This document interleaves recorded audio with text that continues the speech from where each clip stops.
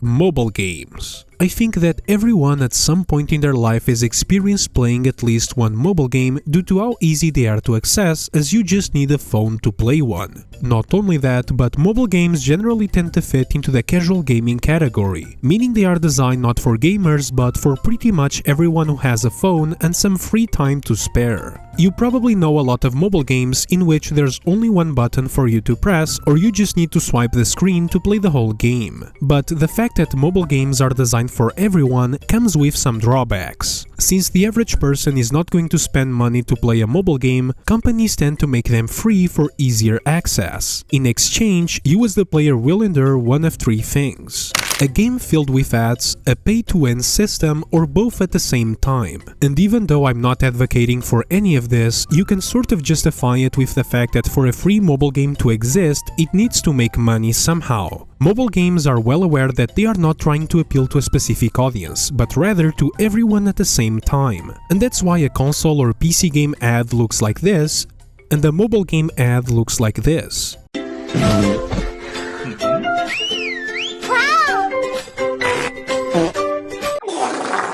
Fake advertisement has always been a problem in the gaming industry, but as much as I hate to say it, fake advertisement and mobile games go together like Roblox and creepy old men. Mobile games can fake advertise the shit out of you because if they manage to trick you into downloading their game and playing it just for a few minutes, they have already won.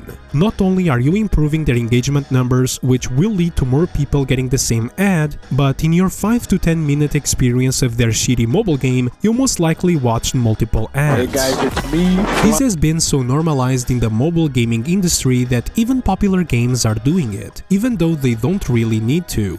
But even if you ignore the fact that they are purposely misleading people into downloading a game they don't want, there is still a major problem with mobile game ads: their content. There are different types of fake mobile game ads, each using different ways to persuade players to download the game. First, we have what I like to call rage bait ads. In these type of ads, there's usually one person trying to solve some type of puzzle in the worst way possible, purposely failing with some caption like, "Only 1% of people can solve this."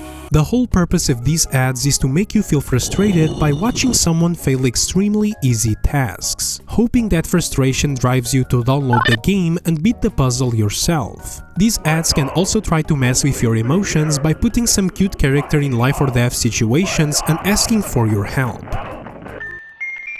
Next, we have fake gameplay ads, which, as the name suggests, show gameplay that is completely different from what they are actually advertising. They can either feature gameplay from an already existing game and pass it off as their own, or show gameplay of a game that doesn't even exist and was created solely for the purpose of advertising their product. Then we have the fake story ads that show some kind of dramatic situation between characters where someone is given options on what to do next. And just like in rage bait ads, they usually choose the worst possible course of action. The themes of these ads can vary, but they usually love to portray rich people making fun of poor people and their personal favorite, infidelity.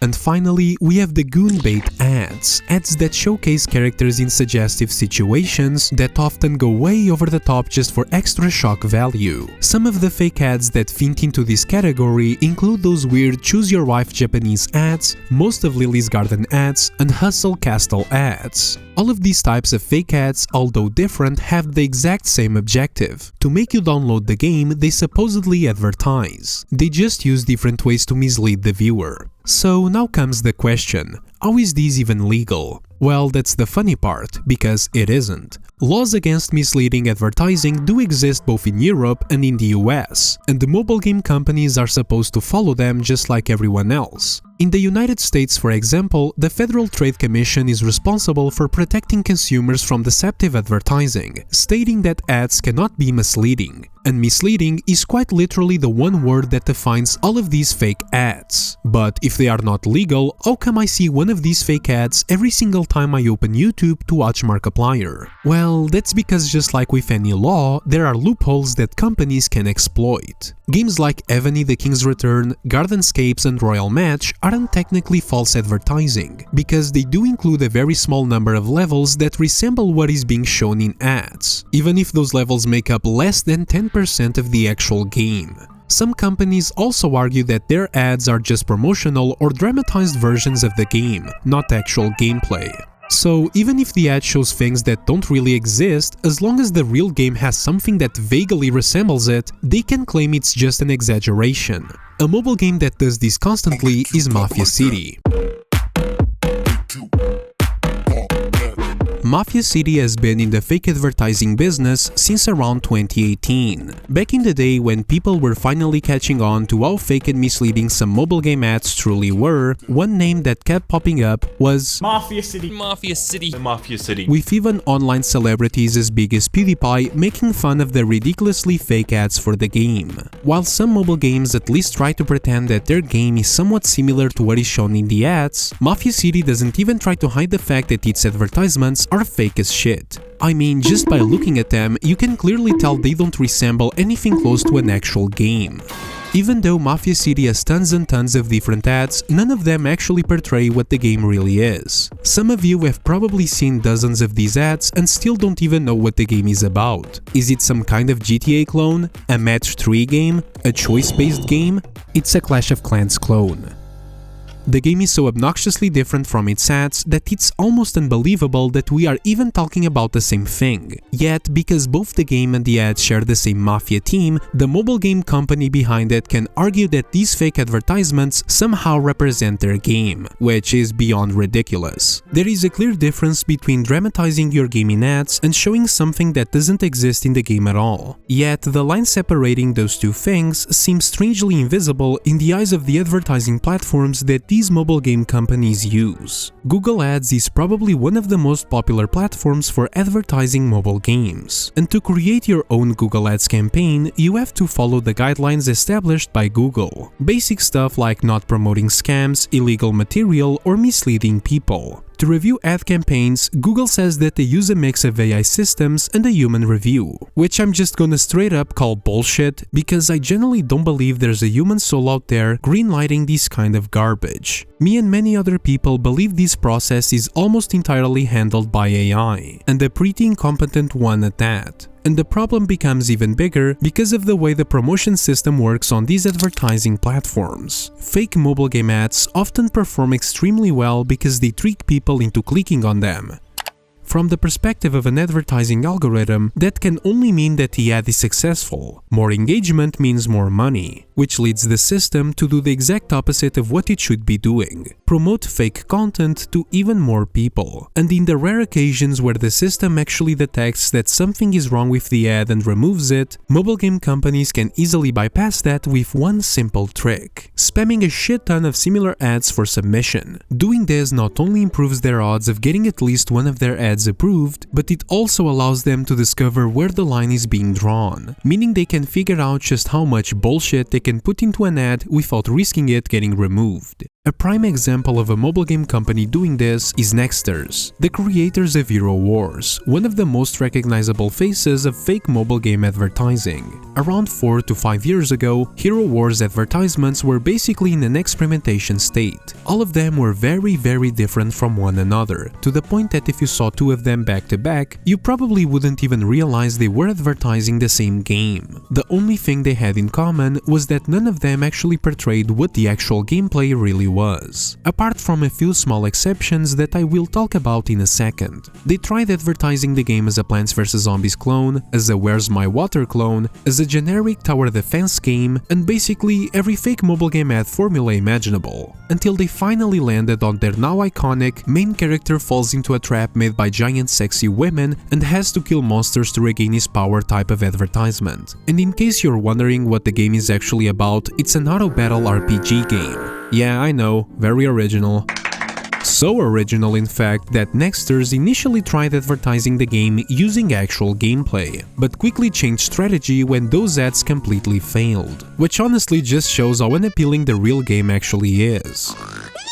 One interesting thing about Hero Wars is that when I downloaded the game for research for this video, I was surprised to see that when I first opened the game, I was actually greeted with gameplay that looked pretty similar to what the ads were showing. It even had those giant sexy women that appeared in most of them. However, after I completed the tutorial, I basically never saw that mechanic again. The game immediately turned into just another generic auto battler. They only wanted me to play long enough to start showing me where I could spend my money. The fake advertising campaign of Hero Wars continues to this day and shows no sign of stopping anytime soon, with many of these ads now being lazier than ever, as some of them clearly show signs of using generative AI. But honestly, if you were in charge of the company behind the game, why would you stop making these ads? They clearly work and they are incredibly cheap and easy to produce, not to mention that basically every other mobile game company is using the exact same strategy. But what about the legal risks of fake advertising? Well, as we have already gone over, there are a ton of scummy practices mobile game companies use to avoid legal trouble. And even when companies are caught blatantly false advertising their games, they rarely face any serious consequences. Evany the King's Return is a prime example of this. Evany is another very recognizable face associated with fake mobile game advertising, with some of its most infamous ads dating all the way back to 2019. Initially, the ads were about those fake pin-pulling puzzle mechanics, but eventually that format started getting old. All the other cool mobile game companies were moving on to new ways of fooling people, and so did Evany. They went from fake shitty pin-pulling puzzle ads to fake shitty running and shooting ads. And as I mentioned earlier, Evany is one of those games that, even though its main focus is city building gameplay, it does technically feature some small gameplay sections that kinda resemble what is shown in the advertisements. The difference is that the actual gameplay somehow looks even lower quality than the advertisements themselves.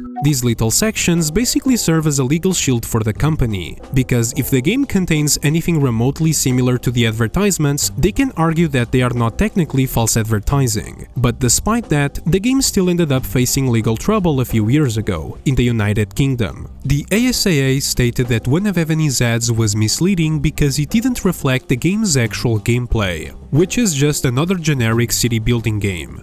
Good news, right? Wrong. The punishment the company faced was basically just a slap on the wrist. They were told to remove the ad from circulation and not to upload another one similar to it. And mind you, this was only in the United Kingdom. In the rest of the world, they could still keep pulling the exact same shenanigans without any real repercussions. As Albert Einstein once said, some things never change, and fake mobile game ads are one of them. They will keep false advertising, they will keep lying to you, and they will keep using every moral tactic possible to make you download their shitty mobile game.